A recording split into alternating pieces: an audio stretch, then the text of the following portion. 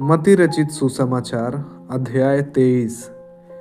तब यीशु ने भीड़ से और अपने चेलों से कहा, शास्त्री और फरीसी मूसा की गद्दी पर बैठे हैं, इसलिए वे तुमसे जो कुछ कहें वह करना और मानना, परंतु उनके से काम मत करना, क्योंकि वे कहते तो हैं पर करते नहीं।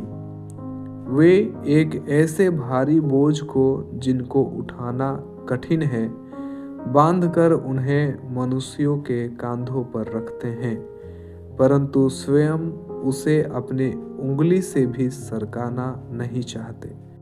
वे अपने सब काम लोगों को दिखाने के लिए करते हैं। वे अपने ताबीजों को चौड़ा करते और अपने वस्त्रों की कोरें बढ़ाते हैं। भोज में मुख्य मुख्य स्थान और सभा में मुख्य मुख्य आसन, बाजारों में नमस्कार और मनुष्यों में रबी कहलाना उन्हें भाता है, परंतु तुम रबी न कहलाना, क्योंकि तुम्हारा एक ही गुरु है और तुम सब भाई हो। पृथ्वी पर किसी को अपना पिता न कहना, क्योंकि तुम्हारा एक ही पिता है जो स्वर्ग में है, और स्वामी भी न कहलाना, क्योंकि तुम्हारा एक ही स्वामी है अर्थात मसीह। जो तुम में बड़ा हो वह तुम्हारा सेवक बने। जो कोई अपने आप को बड़ा बनाएगा वह छोटा किया जाएगा, और जो कोई अपने आप को छोटा बनाएगा वह बड़ा किया जाएगा। हे कपटी शास्त्रियों और फरीसियों, तुम पर हाय, तुम मनुष्यों के लिए स्वर्ग के राज्य का द्वार बंद करते हो, न तो स्वयं ही उसमें प्रवेश करते हो और न उसमें प्रवेश करने वालों को प्रवेश करने देते हो। हे कपटी शास्त्रियों और फरीसियों, तुम पर हाय, तुम विधवाओं के घरों को खा जाते हो और दिखाने के लिए बड़ी देर तक प्रार्थना करते रहते हो, इसलिए तुम्हें अधिक दंड मिलेगा। हे कपटी शास्त्रियों और फरीसियों, तुम पर हाय, तुम एक जन को अपने मत में लाने के लिए सारे जल और थल में फिरते हो, और जब वह मत में आ जाता है तो उसे अपने से दूना नरकीय बना देते हो। हे अंधे अगुओं, तुम पर हाय, जो कहते हो कि यदि कोई मंदिर की शपथ खाए तो कुछ नहीं, परंतु यदि कोई मंदिर के सोने की सौगंध खाए तो उससे बंध जाएगा। हे मूर्खों और अंधों, कौन बड़ा है, सोना या वह मंदिर जिससे सोना पवित्र होता है? फिर कहते हो कि यदि कोई वेदी की शपथ खाए तो कुछ नहीं, परंतु जो भेंट उस पर है, यदि कोई उसकी शपथ खाए तो बंध जाएगा। हे अंधों, कौन बड़ा है, भेंट या वेदी जिससे भेंट पवित्र होती है? इसलिए जो वेदी की शपथ खाता है वह उसकी, और जो कुछ उस पर है उसकी भी शपथ खाता है। जो मंदिर की शपथ खाता है वह उसकी और उसमें रहने वाले की भी शपथ खाता है। जो स्वर्ग की शपथ खाता है वह परमेश्वर के सिंहासन की और उस पर बैठने वाले की भी शपथ खाता है।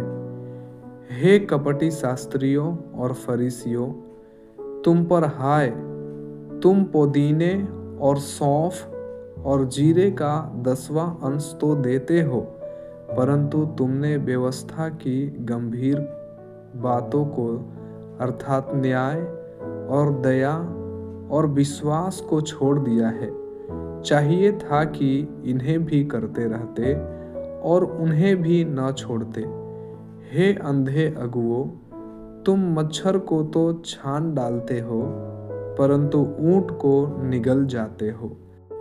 हे कपटी शास्त्रियों और फरीसियों, तुम पर हाय।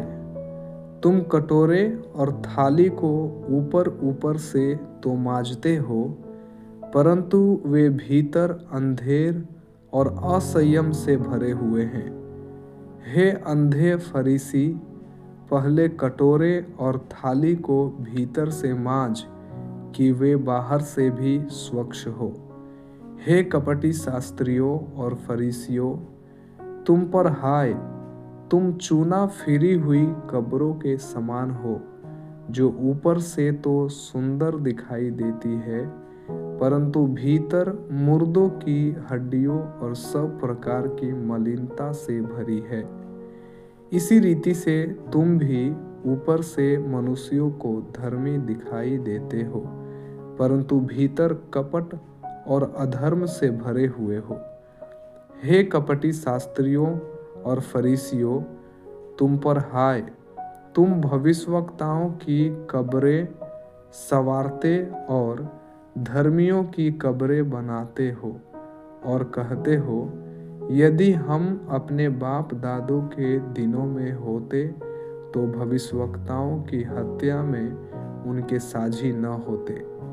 इससे तो तुम अपने पर आप ही गवाही देते हो कि तुम भविष्यवक्ताओं के हत्यारों की संतान हो।